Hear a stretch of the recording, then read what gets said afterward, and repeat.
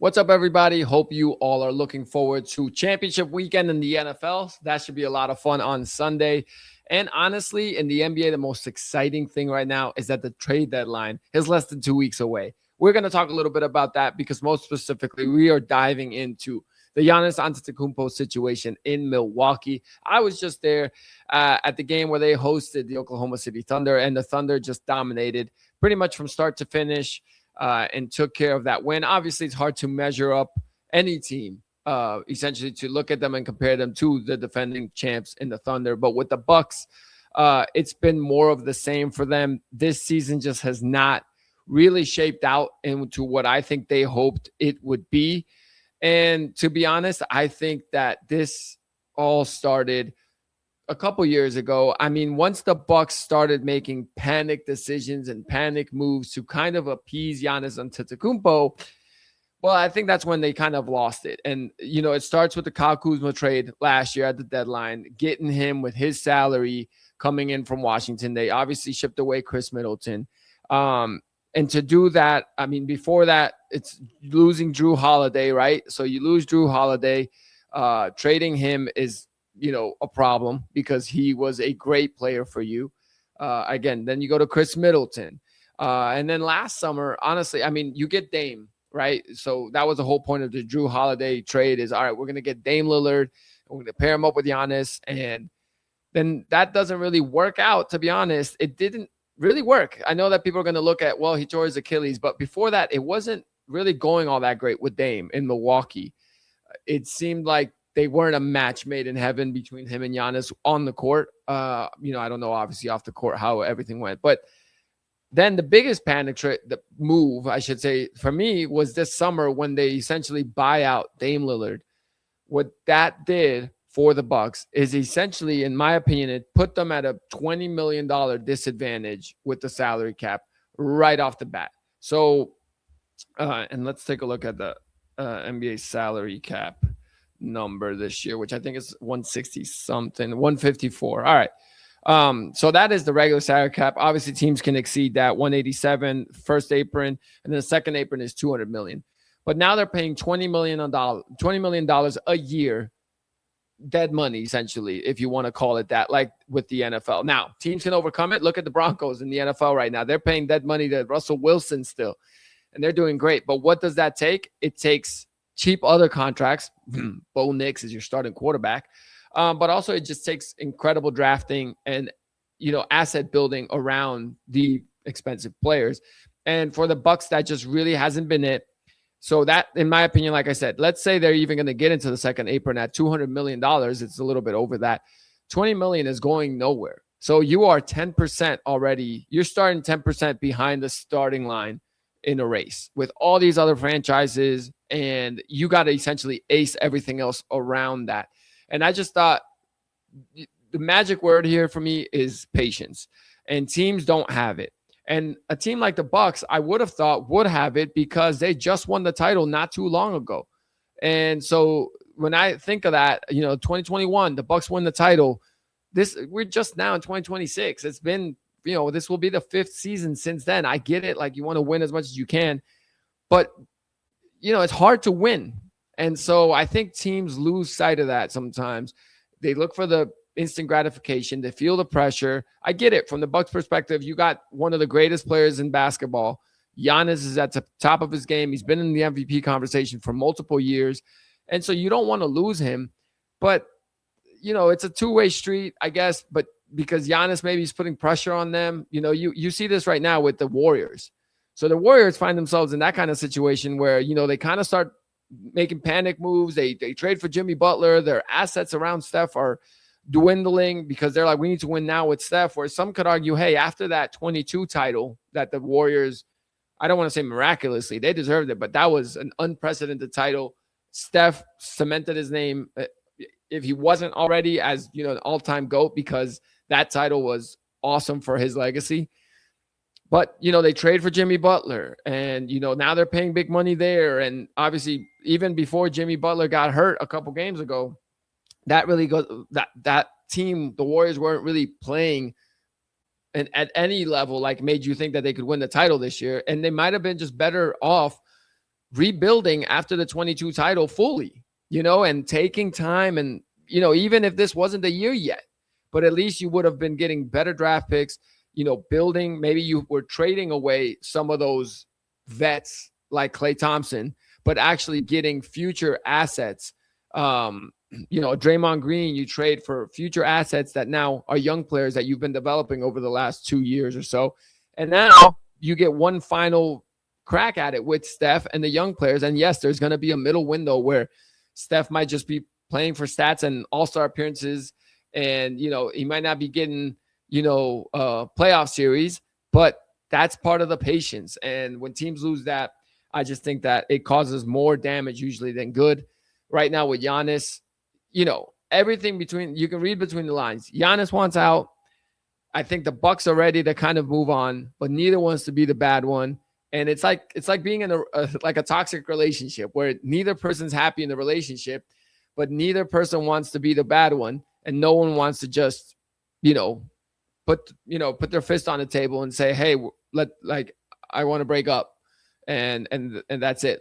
And, they're so worried about the other person saying like, "Oh, so-and-so broke up with me," that at the end of the day, you just keep yourself in this middle mediocre relationship, when really it's okay to take a step back, to take 2 steps forward and move ahead. And so again, we're seeing it with the Bucks. I think they should trade him. Giannis, like I said, I just think he doesn't want that quote unquote stain on his legacy as someone that requested a trade out of Milwaukee. But at this point, it's evident. I mean, even in the post-game locker room pressers, you can feel it. The tension's there. He's kind of, throwing his teammates under the bus, just rip the Band-Aid off. It's a little too late, I think, to salvage having Giannis on the Bucks, especially because it ain't going to get better. There's no panic trade for them to make where they're going to turn this around and suddenly this year compete for a title, I don't think. As much as I love Giannis as a player, I really do. For me, I think it's also kind of crazy that teams aren't lining up to trade for Giannis. It seems like the market's hot, but not that hot. I feel like every team should be giving up arguably their best player to try to get Giannis, because we saw it in that 2021, title. I mean, Giannis was the lead guy. Remember, at the time, too, his jump shot wasn't as good. He's shooting pretty good from 3 this year. And at that time, he didn't have a jump shot like he did now. His free throws, remember, his free throws were horrible. And then that actually game deciding in the finals deciding game, I think he had close to 20 free throws, and he shot really well that game. But yeah, I mean, the Bucks record right now sits at 18-25. Even just to get a home game for the play-in, they're behind Miami by 4 games.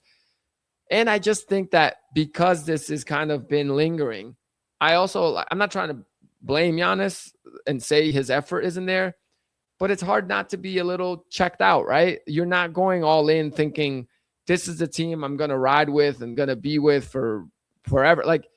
There's just a certain sense of you don't care as much about the relationships maybe with some of the other players, because you're already thinking to yourself, I'm out of here, or things bother you easier. Again, it's like a toxic relationship. If you're in that kind of relationship, you are almost looking for the reasons to try to convince yourself to break up with the person.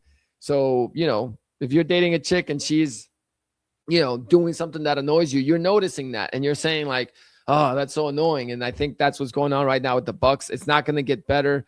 Honestly, this might be one of those situations where depending on what they're able to get back for him, you never know. Sometimes that actually gives them a chance to make a run at the play-in. Listen, nope, I don't think no player that they're going to get in return is going to be better than Giannis. But even for the other guys, Ryan Hollins is there, and he's a young point guard. And the other game that they lost, that OKC game, I think Giannis said he only put up 11 shots the whole game. So you don't think he's feeling pressure oh man, we got to get Giannis shots, even though the Thunder are pretty much doubling Giannis and that's their whole game plan. He feels that pressure now too. And look at the Suns. They had great players.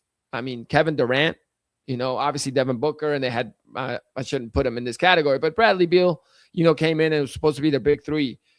They get rid of Kevin Durant. They get rid of Bradley Beal. You think to yourself, all right, they're going to be worse. I think their over-under this year was 31 and something, and 31 wins or something. And look at them now. They're 27-18 the very next year. what did they get back for Kevin Durant? Well, they got Dylan Brooks, and no one was going to take Dylan Brooks over Kevin Durant as a player. But, that, big presence of KD isn't there anymore, and the team can play more freely. And so, again, if I'm the Bucks, I'm trying to move on this. I mean, they either should have moved on it a while ago, or they should have, realized we just won the title. We have older players in Chris Middleton and Drew Holiday. Let's move off this. Giannis just signed an extension. You know what? If we have to suck for 2 years with Giannis, then we'll do that and rebuild. But obviously, that, like I said, they started making moves thinking, let's get Dame so we can keep winning. And he's older too. And so I just think those kind of panic moves by teams never end up being good. I feel for the fan base. I think the Bucks have a good fan base. And like I said, Giannis has been a staple of that organization, and he's been a great citizen there. But that pressure and lack of patience, I think, cost the Bucks, because they're still going to be paying that $20 million to Dame Lillard for the next couple years, and that was their own mistake. I would have just said, hey, Giannis, we got Dame to try to keep you here. It didn't work out, and we're not going to now double down and screw our franchise over even more.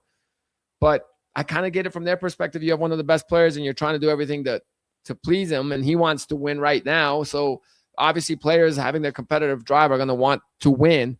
But at that point, it's just better even for the player to realize, you know what? Okay, I'll chill. I'll get my numbers, and you guys, I trust you to do the right thing so that in 2 years from now, we turn it around. And I kind of do feel like Steph is giving that, to compare it back to the Warriors. I think Steph is actually kind of doing that with the Warriors. I don't know what's going on behind the scenes, obviously, but I do feel like Steph is the guy that understands that. But the Warriors, obviously, I don't know. I mean, once Bob Myers left, Mike Dunleavy's a new GM there, and I feel like he wants to, he doesn't want to wait around because he hasn't really, built his career up as a GM yet. So he wants to be like, no, I don't want to come in and be a GM in the first 3 years with me. We suck. But that's for the better. It's better for the long run. Look at Kuminga when he's been playing. He just got hurt the other day, but when he's been playing, he plays pretty good basketball now, right? Like, he's inconsistent, but that's part of a player that's getting inconsistent time on the floor as well. And so for him, if he was playing all of Jimmy Butler's minutes last year, maybe this year he actually would have been really consistent. But when the patience isn't there, man, that's what happens. So I'm a big advocate for patience, and not just obviously with the NBA and with basketball, but just in life. This instant gratification culture ain't it. And it ain't it for individuals, and it ain't it, in my opinion, for sports franchises either when they're in situations like this. Now, if you are, a team that is like one move away, that you're like, hey, if we get Giannis, like, let's say the Spurs, which I also would preach patience to, by the way, because I think they have a really good loaded roster. But, if you tell them, hey, if you can get Giannis right now, and that pretty much all but guarantees you a conference, a chance for a conference title, it's you and OKC and Denver pretty much. Do you take that chance? And I don't know if they do. I wouldn't be mad at them either way, though, because that's one team that you can think to yourself, all right, are we mortgaging our whole future? Well, not really, because our guys are young anyway. The Thunder is the same thing. If they want to make a big splash move, whether it's Giannis or somebody else, I wouldn't blame them, because they have done it the right way, that they are able to afford that. They have so many draft picks that they can't even draft those players if they plan on keeping SGA and J-Dub and Chet. So that is good roster building. And guess what? The Thunder weren't very good for a few years. The Spurs, they were not good for a few years. So it is what it takes. So we'll see what happens, but that's my 2 cents on the Bucks situation with Giannis. I think it's time. Trade Giannis.